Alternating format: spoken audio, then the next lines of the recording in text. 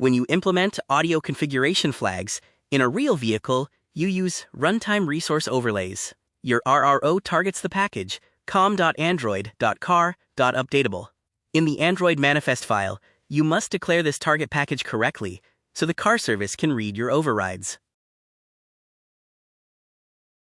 When you create the overlay, you include an overlays.xml file. This file maps your local resource to the system resource you want to override.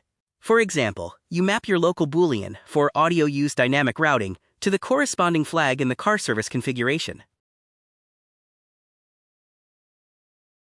When the RRO is installed and enabled, the car service immediately reads the new values.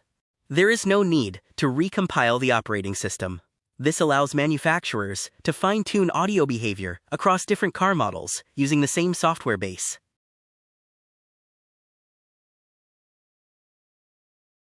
When you test your configuration, you should verify that flags are active. You can do this using CarAudioManager.IsAudio feature enabled. This API accepts a feature constant and returns a Boolean result. If it returns true, your RRO is applied correctly. If your custom audio features do not appear, check the config_OEM car service value. When this component name is invalid, the car service silently falls back to default behavior. Use ADB dumps as car_service to confirm the OEM service is bound and running.